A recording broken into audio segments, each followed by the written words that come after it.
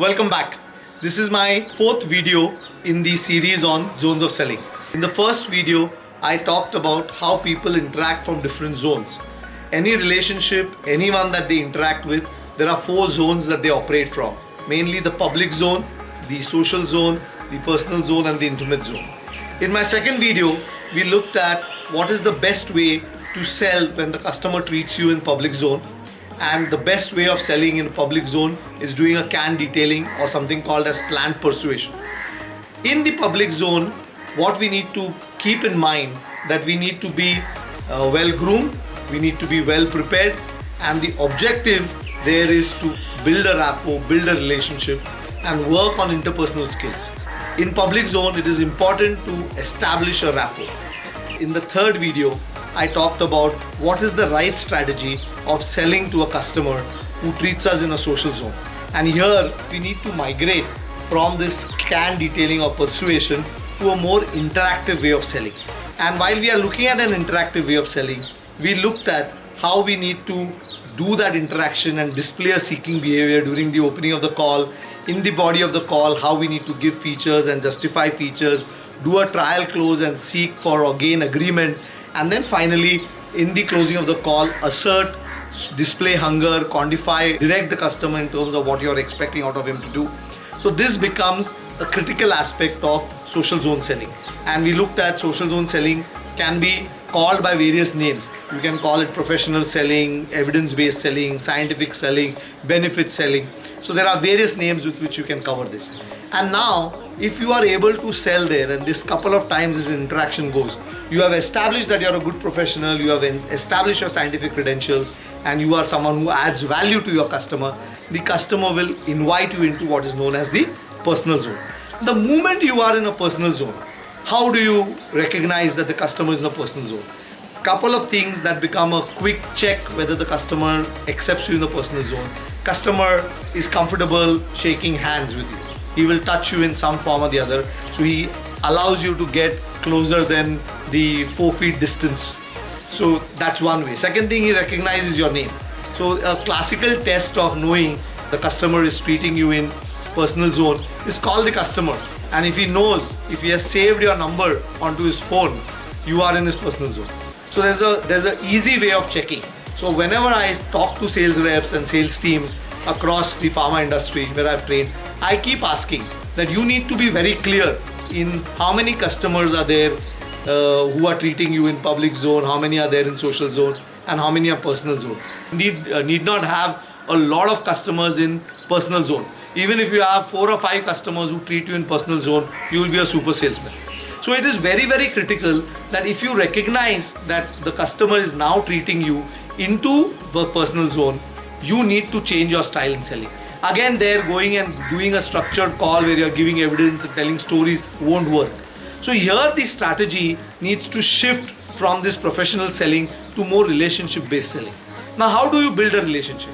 The first foremost strategy of selling to a personal zone customer is to create more contacts outside the clinic. You are going into the space of the customer to sell. Can you call the customer somewhere out to come and sell with you? So your idea, your whole approach to a personal zone relationship will be what are the projects, what are the activities that I can do where I can engage the customers. So the emphasis here in personal zone selling goes to doing a lot of out-clinic activities. Do camps, do CMEs, make him a speaker, travel with him, do certain projects and activities. These activities, maybe these are all scientific projects. You can do personalized projects. I mean, there may be some charity cause that you can take in. And I remember when the tsunami had hit, one of my ex-bosses had many customers who were in personal zone with him. He carried, I think close to 40-50 of his core customers. He was able to take them and help them do some service for the tsunami victims in 2006 or 2006. So there the relationship becomes so strong with these customers that you don't do the conventional form of selling. If you are in a personal zone, you just ensure that you get more time that you get to spend with the customer, you get them involved into multiple activities, and the impact that you will end up creating will be tremendous. How do you strengthen your personal zone selling. I talk out in terms of 3 skills because they're easy to remember. First thing that you need to do is you need to have excellent market knowledge. You need to know what the competitor does, you need to know what the customer does, you need to be aware of what are the things in which you can partner. It's about connecting 2 dots. You don't have to go and do an evidence-based selling kind of a thing with them or a planned persuasion with them, but build in certain experiences for a customer and you will be able to sell it much better. So knowledge, general knowledge about the industry, general knowledge about what the competitors are doing, and your ability to create a difference there is something is important. Second most important thing that you need to invest on is build your interpersonal skills. You need to have this desire and you need to make attempts at pulling the customer out of the chamber. Call him out for a dinner. They can initially start with certain social meetings, go and create certain projects, pull him out, see whether something would be of interest to him. And this built up your ability to interact and build an interpersonal skills, get the customer out of his chamber is going to be something that is going to be very critical. The third thing that you need to be able to establish here is that you are a resource. You should be like an handyman to the customer. He should be interested in dealing with you, interacting with you. He should think of you when it comes down to doing certain activities. You're his man Friday. If you can get that space, it's a friendship that will build in. There are 3 things that need to go to strengthen and build up your personal zone selling. Is 1, that you need to be having exemplary knowledge about your customer, about the market, about the competitor, about the newer advances. So your ability to partner with the customer goes up. The second most important thing is build interpersonal skills and pull the customer out of his chamber and do activities which are beyond his clinic. So out-cleaning activities need to be done. How do you do that? You need to have good interpersonal skills with the customer. And the third part of it we talked about is you become a resource to a customer. When he thinks of, you become a man Friday to a customer. When he thinks of doing anything, any project, he thinks of you first and will call you back. So these are the 3 things that if you try constantly seeing and measuring, how many times I was successful in pulling out the customer outside, how many projects did I offer to the customer, could I pull the customer out into doing some activity. These are the things that become more important than just doing the number of calls that we have done on him, or we have followed up multiple visits or detailed XYZ projects. A personal zone customer, these touch points are something that we need to go and measure. While I talk about building this personal zone selling, there is one skill set that comes very handy, and this is your ability to have good interpersonal skills. This is something that needs to go up. And I do a session on transaction analysis. TA is a topic that I cover that talks about building an individual's ability to develop their interpersonal skills. Now, what is TA? TA in very short talks about that every individual has got 3 personalities. They've got the parent personality, the adult personality, and the child personality. And each individual, when 2 people are meeting, they are not 2 people talking, but there are 3 personalities interacting with each other. So what happens in a public zone, we talk from our child ego state and communicate with the parent ego state of the customer. That's the relationship that needs to get established when we are in a public zone. When we move into social zone, this is a relationship that gets established between your adult. Now your adult starts talking and talks to the parent of the customer, and the adult to parent relationship is something that is getting established.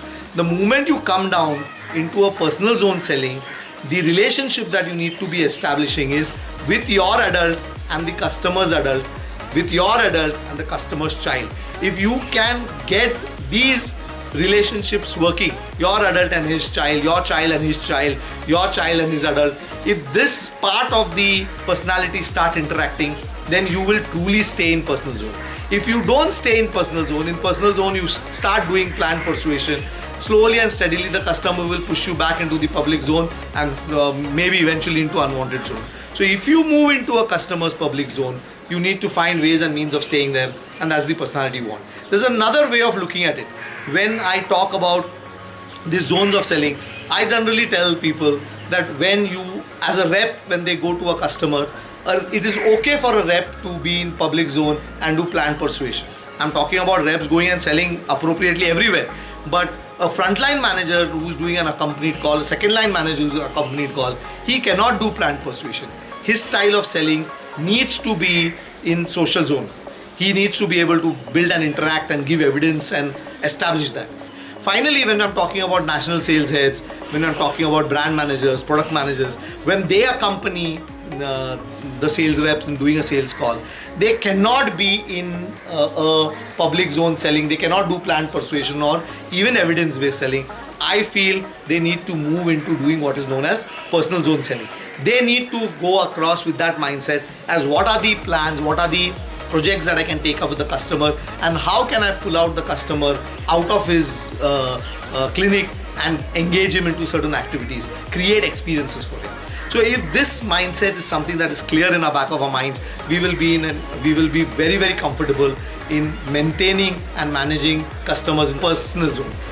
When the customer is in public zone, he will give you business worth a few hundred rupees to maximum $1,000.